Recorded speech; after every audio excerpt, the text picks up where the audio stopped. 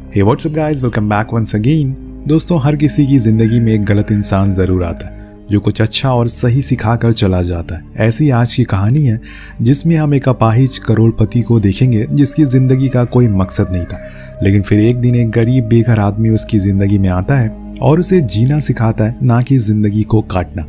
हम फिलिप्स को देखते हैं जो अपने मालिक एंड्रयू के साथ पेरिस की सड़कों पर उसकी स्पोर्ट्स कार को दौड़ा रहा है, और ऐसा करने में उसे कोई भी डर नहीं लग रहा है क्योंकि उसने एंड्रयू से 200 यूरो की शर्त लगाई है कि वो कैसे भी करके स्पीड को मेंटेन रखेगा और पुलिस को उसके पीछे नहीं आने देगा। पर पुलिस सब उसके पीछे पड़ चुकी है। अब वो उस कार को और तेज दौड़ाने लगता है, लेकिन आखिर में पकड़ा ही जाता है। पर बाहर निकलने से पहले वो एक और शर्त लगाता है कि वो पल भर में ही पुलिस ऑफिसर से छूट कर वापस आ जाएगा। अब ऑफिसर उसके पास आते हैं और उसे बाहर निकलने को कहते हैं। वो बाहर आता है तो उसे नी डाउन होने को कहा जाता है, लेकिन यहाँ फिलिप्स कहता है कि उसके बॉस की तबीयत बहुत ही ज्यादा खराब है, उसे तुरंत हॉस्पिटल ले जाना होगा वरना वो मर भी सकते। एंड्रयू बीमार होने का नाटक भी करने लगता है और यहाँ वो ये भी कहता है कि डिग्गी में व्हील चेयर भी रखी हुई है। अगर आपको यकीन नहीं है तो इसके लिए मैं ओवर स्पीडिंग कर रहा था। जब ऑफिसर चेक करते हैं तो वहां पर सच में व्हील चेयर मौजूद थी और इसीलिए वो उसे जाने देते हैं, और यहाँ फिलिप्स शर्त जीत जाता है, जिसके बाद वो आराम से घर की ओर चले जाते हैं। पर ये कौन है और इनका क्या रिश्ता है, इसीलिए डायरेक्टर हमें लेकर चलते हैं पीछे, जहाँ पर हम कुछ लोगों को देखते हैं जो एक मेंशन में आए हुए हैं केयर टेकर का इंटरव्यू देने के लिए। सभी लोग उसमें अच्छे कपड़े पहन कर आते हैं जो भी उनके पास होते हैं, लेकिन एक फिलिप्स था जो सबसे बेकार लग रहा था। उसे देखकर ऐसा लग रहा था कि जैसे उसे इस जॉब में कोई भी इंटरेस्ट नहीं है, उसे तो बस जबरदस्ती यहाँ पर लाया गया है। खैर, अब सभी को अंदर एक एक करके बुलाया जाता है और उनसे कुछ सवाल करे जाते हैं। वही सवाल फिलिप्स से भी किया जाता है, लेकिन वो तो जाते ही समय बोल देता है कि उसे ये जॉब नहीं चाहिए। वो लोग बस उसके पेपर पर ये लिख कर दे दें कि वो ये जॉब के काबिल नहीं है, ताकि वो किसी अनएम्प्लॉयड स्कीम का फायदा उठा सके। ये सब बातें साइड में बैठा वो शख्स सुन रहा था जिसकी देखभाल के लिए इंटरव्यू चल रहा है, यानी कि एंड्रयू। यहाँ पर फिलिप्स उसी की असिस्टेंट मैग्रिन से फ्लर्ट करना शुरू कर देता है, जिसे देखकर एंड्रयू उसे करीब बुलाता है और पूछता है कि तुम कैसे अपनी जिंदगी को जीते हो, मैं ये जानना चाहता हूँ। तो वो कहता है कि मुझे बस वो चीज़ करनी है जिसमें मुझे अच्छा लगता है, मैं किसी की गुलामी नहीं करना चाहता। ये सुनकर एंड्रयू कहता है कि ठीक है, लेकिन तुम्हें वो पेपर कल मिलेगा जो तुम्हें चाहिए, आज तुम जा सकते हो। तो फिलिप्स वहाँ से चला जाता और यहाँ हम उसकी ज़िंदगी को देखते हैं कि कैसे वो रहता है, कैसे वो ज़िंदगी गुजारता है। वो एक छोटे से घर में अपने सभी छोटे छोटे भाइयों के साथ रहता है क्योंकि उसके डैड ने उन्हें छोड़ दिया है। सभी भाई उसे बहुत परेशान करते हैं और ऐसे ही विंडो पर वो खड़ा रहे तो तभी उसकी नजर बाहर एक ब्लैक कार पर पड़ती है जिसके अंदर से बैरक निकलता है जो कि उसका ही भाई है। उसे शक होता है कि कहीं वो कुछ गलत कामों में तो नहीं पड़ गया, इसीलिए घर आने पर सबसे पहले उससे सवाल करता है, लेकिन वो साफ साफ झूठ कह देता है कि वो तो स्कूल से आए, और ये बोलकर वो थोड़ी देर बाद फिर से बाहर चला जाता है, जिससे कि फिलिप्स को पूरा यकीन हो जाता है कि वो जरूर किसी गलत कामों में पड़ चुका है। वो फैसला करता है कि वो किसी दिन उसका पीछा करने का सोचेगा, और इसी दौरान उसकी माँ भी आ जाती है जो उन्हीं के साथ रहती हैं, लेकिन वो फिलिप्स से काफी गुस्सा भी है क्योंकि वो पूरे 2 महीने बाद घर वापस आए। वो उसे वही जाने को वापस कहती है जहाँ से वो आए, लेकिन फिलिप्स उसे समझाता है कि उसे एक नौकरी मिल गई है और ये वो झूठ बोलता है, पर अपनी माँ का दिल रखने के लिए वो बस हाँ कर देता है। जिसके बाद फिलिप्स बाहर चला जाता और चुपचाप जाकर अपने दोस्तों के साथ बैठ जाता है। अब उसे कैसी भी करके ये जॉब चाहिए थी, इसीलिए वो अगले दिन सुबह सुबह ही एंड्रयू के घर चला जाता है। वहां जाकर उसे पता चलता है कि एंड्रयू ने उसे काम पर रख लिया है बिना कुछ सोचे समझे। फिलिप्स को समझ नहीं आता कि आखिर उसे ही क्यों चुना गया है, काम पर रखा गया है। और भी लोग तो यहाँ पर आए थे जो उससे ज्यादा काबिल थे। कहानी आगे बढ़ती, घर की मेड आती है और उसे पूरा घर दिखाती है और सारे कामों को भी समझाती है जो उसे आज से शुरू करना है। जब वो अपने रूम को देखता है तो हैरान रह जाता है क्योंकि उस रूम का बाथरूम उसके पूरे घर से बड़ा था, और यही तो उसे चाहिए था। उसे हमेशा से ऐसे ही घर में रहना था और आज जाकर उसका ये ड्रीम पूरा हुआ। खैर, अब कहानी आगे बढ़ती है और अब वो एंड्रयू के पास जाता है और उसके सारे कामों को समझता है।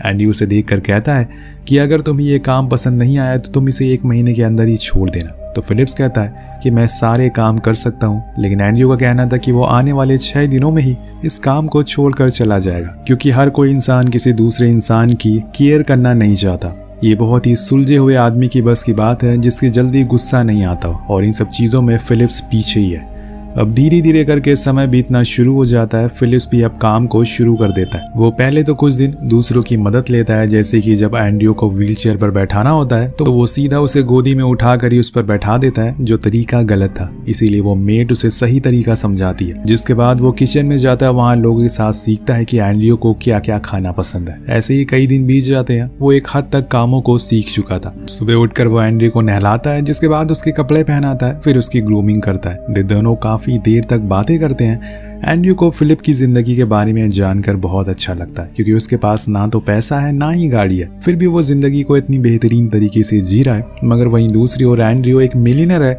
लेकिन वो काफी उदास रहता है। पर उसके आने की वजह से उसकी जिंदगी में थोड़ा बहुत मनोरंजन तो आया है। धीरे धीरे के मजा आ रहा है। एक दिन फिलिप्स कई लेटर भी पढ़ता है और उसके अंदर क्या लिखा है ये भी उसे बताता है। लेकिन कुछ ऐसे भी लेटर होते हैं जो उसे पढ़ना अलाउड नहीं था, इसीलिए वो उन्हें नहीं पढ़ता। एक रात वो ऐसे ही बाहर बैठकर खाना खा रहा होता है कि तभी वहां पर एंड्रयू की बेटी आकर अपने बॉयफ्रेंड को किस करना शुरू कर देती है, जो फिलिप्स देख लेता है और डांट कर उसे वहां से भगा देता है, जो कि उसे पसंद नहीं आता। लेकिन यही उसका एटीट्यूड है। वो ऐसे ही किंग साइज जिंदगी जी रहा है, किसी भी चीज की कमी नहीं है। थोड़ी दिन बाद एंड्रयू को एक पेंटिंग को खरीदने के लिए जाना था, इसीलिए वो उसी नॉर्मल कार से बाहर जाने को रेडी होता है। लेकिन जब इस बारे में फिलिप्स को पता चलता है तो वो कहता है कि मैं तुम्हें घोड़ी की तरह पीछे नहीं खड़ा कर सकता, क्योंकि तभी वहां पर एक पार्क मैसेराटी कार दिखती है, जिसका कवर हटाते ही वो उसके दीवाना हो जाता है। आज पहली बार एंड्रयू किसी की फ्रंट सीट पर बैठा हुआ था और ये बात उसे खुशी दे रही थी। वो फिलिप्स को पूरी फ्रीडम देता है कि वो इस पल को खूब एंजॉय करे, और वो वहां से ड्रिफ्ट मारते हुए गेट पर आता है। लेकिन वहां एक इंसान ने अपनी कार को पार्क कर रखा था, इसीलिए उसे बहुत गुस्सा आता है। वो बाहर जाकर उस इंसान को कार से बाहर निकालकर वहां लगे हुए नो पार्किंग के बोर्ड को दिखाता है, जिससे कि वो सॉरी बोलकर वहां से चला जाता है। अब वो पेंटिंग हॉल में जाते हैं, जहां पर एक पेंटिंग 30,000 यूरो की होती है, जिसे देखकर फिलिप्स कहता है कि ये तो मैं खुद बना सकता हूँ, इसमें क्या नया है, ये नाक से निकला हुआ खून है, बस मुझे 30,000 दे दो, मैं कल तुम्हें सेम पेंटिंग बना कर दे दूंगा। अब वहाँ उसकी बातें सुनकर एंड्रयू हंसने लगता है और उस पेंटिंग को ना लेने का फैसला करता है। तभी उसके पास एक फोन आता है, जो कि उसके एक दोस्त का था, जो उसे मिलना चाहता था। इसीलिए फिलिप्स उसे लेकर उसी पते पर जाता है और खुद जाकर बाहर खड़ा हो जाता है। जब वो दोस्त आता है तो वह एंड्रयू से कहता है कि फिलिप्स एक अच्छा इंसान नहीं है, तुम्हें किसी और आदमी को काम पर रखना चाहिए था।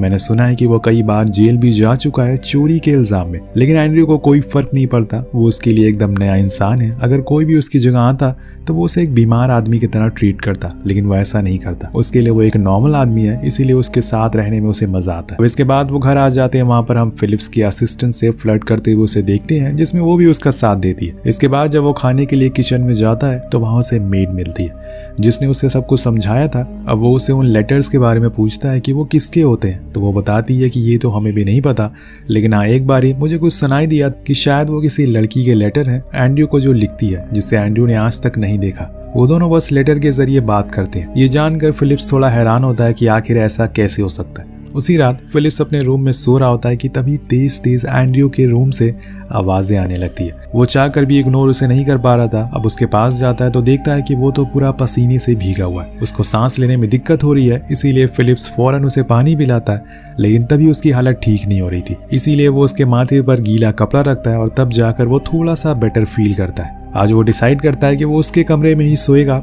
क्योंकि रात में भी कुछ गड़बड़ हो सकती। कुछ ही देर बाद यानी कि 4 बजे आसपास एंड्रयू की तबीयत फिर से खराब हो जाती है, तो वो फौरन उसे व्हील चेयर पर बैठाता है और घर के बाहर लेकर आ जाता है। कुछ ही देर में वो नॉर्मल भी हो जाता है। वो फिलिप्स को बताता है कि आज जमाने के बाद वो ऐसे रात में बाहर आए, वरना जब से उसकी जिंदगी में ये बीमारी आई है तब से ही वो बस टाइम टेबल को देखकर हिलता डुलता है, और आज वो बहुत ही ज्यादा खुश है। वो फिलिप्स से कहता है कि कभी कभी इंसान को दवा की नहीं बल्कि एक खुले माहौल की जरूरत होती है। वहीं रुककर एंड्रयू उसे वीड पिलाता है, जो कि वो पसंद नहीं करता था फर्स्ट टाइम, लेकिन वो उसे जबरदस्ती स्मोक करने को कहता है, जिसके बाद वो उसे पसंद आता है। दोनों ही ऐसी पेरिस की सड़कों पर बिना किसी रोक टोक के घूमते रहते हैं और फिर वो ब्रेकफास्ट के लिए भी जाते हैं, जहाँ पर फिलिप्स अपने जोक से एंड्रयू का पूरा मूड बदल देता है। ऐसी बातों बातों में वो उससे बहुत सी बातें शेयर कर देता है जो आज तक उसने किसी से भी शेयर नहीं करी थी। जैसे कि जब वो छोटा था तो उसे एक लड़की पसंद थी स्कूल में, और आगे जाकर वही लड़की उसकी वाइफ बनी। उन्हें 5 बारी बच्चे भी हुए, लेकिन हर बारी वो मारे गए, और इसीलिए उन्होंने अलीशा को गोद लिया, जो कि अभी उसकी बेटी है।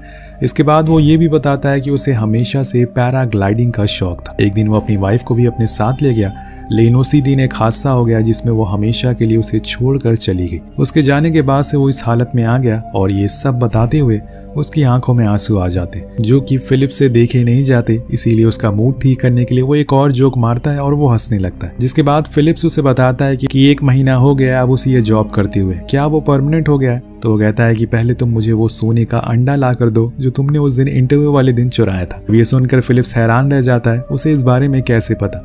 इसीलिए अब उसे कैसे भी करके उस अंडे को वापस करना ही होगा, जिसके लिए वो अपने घर जाता है और अपनी बहन से मिलता है और उस गोल्डन एग के बारे में पूछता है, जो बताती है कि वो तो उसके छोटे भाई बैरक ने बेच दिया और अभी वो जेल में है। इसीलिए वो पहले उसे छुड़ाने के लिए जाता है, जहाँ पर उसे पता चलता है कि उसके पास 10 ग्राम हीरोइन मिली है। ये जानकर वो उसे बहुत सुनाता है, लेकिन तभी वहाँ एक ब्लैक कार आती है जिसमें वो जाकर बैठ जाता है। उसे बिना कुछ बोले ही फिलिप्स को बुरा लगता है, लेकिन अभी वो अपने भाई को संभाले या फिर एंड्रयू को, उसे कुछ समझ नहीं आ रहा है। घर जाने पर वो देखता है कि एंड्रयू अपने असिस्टेंट क्लारा से कुछ लेटर लिखवा रहा है, उसी अनजान औरत के लिए जिसे वो पिछले 6 महीने से लेटर के जरिए बात कर रहा है। ये देखकर अब फिलिप्स इरिटेट हो जाता है और उस लेटर पर दिए गए नंबर पर कॉल लगाता है। सीधा उसकी बात एंड्रयू से करवा देता है, जो करने में उसे बहुत डर लग रहा था। उस दिन के बाद से वो उसे कई घंटों तक बात करता रहता है और ये काम भी उससे फिलिप्स ने आसान कर दिया। इसके बाद वो लोग एक सिंगिंग कॉन्सर्ट में जाते हैं, जहाँ पर सिंगर ने कॉस्ट्यूम को देखकर फिलिप्स बहुत हंसता है, साथ में एंड्रयू भी हंसता है, जिसकी वजह से उन दोनों को बाहर जाने को कह दिया जाता है। ये सब उसके साथ पहली बार हुआ था और उसकी कंपनी उसे एंजॉय कर रहा था। एक दिन सभी को पता चलता है कि फिलिप्स पेंटिंग भी करता है, जिसे जानकर सभी उसका मजाक बनाते हैं और इसी को लेकर अलीशा की उससे लड़ाई भी हो जाती है। लेकिन जब एंड्रयू उस पेंटिंग को देखता है तो काफी खुश होता है और प्रॉमिस करता है कि वो उसे बेच देगा, कि वो उसकी पेंटिंग बेचने में उसकी मदद करेगा। जिसके बाद दोनों चिल करने के लिए बाहर जाते हैं, जहाँ पर फिलिप्स एंड्रयू की कुछ लड़कियों से उसकी मसाज करवाता है और ये उसे बहुत पसंद भी आता है। फिर वो उसे प्रेजेंट के तौर पर एक डायमंड ईयरिंग भी गिफ्ट करता है, उसे इतना खुश रखने के लिए, यहाँ तक वो उसकी व्हील चेयर की स्पीड को बढ़वा देता है ताकि उसे और मजा आ सके। इन सब से एंड्रयू को कभी कोई दिक्कत नहीं होती। अब घर जाते समय उसे पता चलता है कि एंड्रयू का बर्थडे आ रहा है, इसीलिए वो उसके लिए एक पार्टी रखता है। लेकिन किसी को भी पार्टी में मजा नहीं आ रहा था, खासकर एंड्रयू को। उधर फिलिप्स देखता है कि अलीशा अपने कमरे में रो रही है। वो उसे रोने की वजह पूछता, तो वो बताती है कि उसके बॉयफ्रेंड ने उसे ब्रेकअप कर लिया है। तो वो हंसने लगता है और कहता है, इतनी सी बात को लेकर तुम दुखी हो, चलो पार्टी एंजॉय करते हैं। अब इसके बाद फिलिप्स सॉन्ग को बदल देता है और खुद डांस करना शुरू कर देता है। इसी बीच एंड्रयू अपने दूसरी दोस्त को फिलिप्स की बनाई हुई पेंटिंग 13,000 यूरो में बेच देता है। उसे पता ही नहीं होता कि उसी आदमी ने बनाई है जो चोरी के जुल्म में जेल जा चुका है। एंड्रयू फिलिप्स को बताता है कि अलीना उसे मिलने के लिए आ रही है अगले वीक। ये सुनकर वो बहुत खुश और फिर वो दिन आ जाता है जब एंड्रयू को उसे मिलना था। वो रेस्टोरेंट में जाता है, उसका इंतजार करना शुरू कर देता है। उधर फिलिप्स किसी काम से बाहर खड़ा होता है कि तभी उसे अपनी मॉम एक ऑफिस में साफ सफाई का काम करते हुए दिखती है, जिसे देखकर उसे बहुत बुरा लगता है अपनी माँ को ऐसी हालत में देखकर। लेकिन वो उन्हें कुछ बोले ही बिना वहां से चला जाता है। काफी देर हो गई थी, अलीना अभी तक नहीं आई थी, इसीलिए एंड्रयू डिसाइड करता है कि वो कहीं दूर अब जाएगा। वो फिलिप्स को यहाँ आने को कहता है, लेकिन जब वो बाहर निकल रहा होता है तो तभी वहाँ से अलीना अंदर आने लगती है। लेकिन वो दोनों एक दूसरे को देख नहीं पाते और ये कहानी ऐसे ही कंटिन्यू रहती है। उधर एंड्रयू फिलिप्स को लेकर अपने प्राइवेट जेट में जाता है और वो दोनों एक हिल स्टेशन पर जाते हैं, जहाँ पर सालों पहले एंड्रयू अपनी वाइफ के साथ पैराग्लाइडिंग करने आया करता था। आज फिर से वो उसी शौक को जीना चाहता है। फिलिप्स उसे मना करता है ऐसा मत करो, लेकिन वो नहीं सुनता और तैयार हो जाता है। लेकिन जब बारी फिलिप्स की आती है तो उड़ने की, तो वो डरने लगता है और उस पैराग्लाइडिंग को बहुत गालियां देता है। लेकिन कुछ देर बाद दोनों ही इस सफर का मजा लेने लगते हैं। वो खूब एंजॉय करते हैं और शाम को घर लौट आते हैं। पर वहाँ वो देखता है कि बैरक बैठा हुआ है, उसके सर पर चोट लगी हुई है। वो उसे लेकर अंदर जाता है और उसके रूम को देखकर बैरक हैरान रह जाता है। वह फिलिप्स उसे बार बार उस चोट के बारे में पूछता है, लेकिन वो कुछ जवाब नहीं दे रहा। वो कहता है कि तुम यहीं रुको, मैं अभी 2 मिनट में आता हूँ। वो एंड्रयू को सुलाने के लिए जाता है, जो कि एक पेंटिंग के पास बैठा हुआ था। पहले तो वो उसे कुछ इधर उधर की बातें करता है, फिर उसके परिवार के बारे में पूछता है। फिलिप्स बहुत झिझकता है सारी बातें शेयर करने के लिए, लेकिन धीरे धीरे करके वो सब कुछ बता देता है कि कैसे उसके अंकल आंटी ने उसे गोद लिया था क्योंकि उनके बच्चे नहीं हो रहे थे। लेकिन बाद में अंकल के मर जाने के बाद उसकी आंट ने कई लोगों के साथ रिश्ते बनाए, जिसके बाद उन्हें बच्चे भी हुए। उन्हीं बच्चों में से एक बच्चा था बैरक, जो कि उसका भाई है और उसका ख्याल रखना चाहता है। लेकिन वो गलत कामों में पड़ गया, इसीलिए वो थोड़ा परेशान है। जब इन सब के बारे में एंड्रयू को पता चलता है तो वो तुरंत ही कह देता है कि तुम्हें ये जॉब छोड़ देनी चाहिए, मुझसे ज़रूरी तुम्हारा परिवार है तुम्हारे लिए। लेकिन फिलिप्स कहता है कि सारी चीजें मैं संभाल लूंगा। लेकिन एंड्रयू नहीं मानता और उसे जाने को कह देता है। अगले दिन वो अपने सामानों को पैक कर रहा होता है तो उसके पास क्लारा आती है, जो उसे बताती है कि उसे लड़कों में कोई दिलचस्पी नहीं है, इसीलिए वो एक लड़की के साथ रिलेशन में। यही वजह है कि वो उसे इग्नोर कर रही थी। ये जानकर फिलिप्स हंसना शुरू कर देता है, जैसे कि वो हमेशा से करते हुए आ रहा है। वो अपनी आदत से मजबूर है। उधर एंड्रयू ने दूसरे केयरटेकर को जॉब पर रख लिया, लेकिन वो उसके साथ बोर हो जाता और चुपचाप जाकर कमरे में बैठ जाता है। उधर फिलिप्स ने उस ब्लैक कार वाले आदमी से कह दिया है कि वो अगर वो बैरक से दूर रहे, वरना वो उसके लिए अच्छा नहीं होगा। वो अपनी पुरानी जिंदगी में लौट गया है, लेकिन अब उसने सारे गलत कामों को छोड़ दिया। अपनी आंट का वो ख्याल भी रखता है। कुछ महीनों के बाद हम देखते हैं कि एंड्रयू की तबीयत बहुत ही ज्यादा खराब हो जाती है, तो वो सबसे पहले फिलिप्स से मिलने की जिद करता है। तो मेड फौरन उसे बुलाती है और वो आ भी जाता है। उसके पास जाता और फिर यहाँ वही सीन आता है जो हमने कहानी की शुरुआत में देखा था, जिसके बाद उसे लेकर वो रेस्टोरेंट एक होटल में जाता है। वहाँ उसकी शेव करता है, उसे अच्छे से कपड़े पहनाकर उसे एक कैफे में लाता है। वहाँ उसे वही गोल्डन एग देता है जो उसने चुराया था और बताता है कि आज उसे यहाँ पर कोई मिलने के लिए आ रहा है। कुछ ही देर बाद हम देखते हैं कि वहाँ पर अलीना आती है और वो उसे देखकर बहुत खुश होता है। पहली बार हम उसे दिल खोलकर हंसते हुए देखते हैं और ये पूरी कहानी का सबसे अच्छा सीन होता है। अलीना को उसे पैरालाइज होने से कोई फर्क नहीं पड़ता। दोनों देर तक बातें करते हैं और यहीं पर इस कहानी का अंत हो जाता है। आखिर में बताया जाता है कि दोनों ने शादी कर ली। इस मुलाकात के बाद उनके 2 बेटियां भी हुई, जिसके बाद हम फिलिप्स और एंड्रयू की ओरिजिनल फोटोज को भी देखते हैं, क्योंकि ये पूरी कहानी एक सच्ची घटना पर आधारित है। फिलिप्स ने एंड्रयू को वो सब महसूस कराया जो कि वो हमेशा से महसूस करना चाहता था। उसने वो जिंदगी इन सालों में जी जो उसने अपनी उम्र में कभी नहीं जिया था। फिलिप्स ने उसे जीना सिखाया और ये बताया कि जिंदगी को काटना नहीं है बल्कि जीना है। इसीलिए कभी कभी कुछ गलत लोगों को भी शुक्रिया कर देना चाहिए, क्योंकि वो आपको जीने का सही रास्ता दिखा जाते हैं। कहानी कैसे लगी नीचे कमेंट करके जरूर बताएगा। मिलते हैं अगली वीडियो में। Peace out.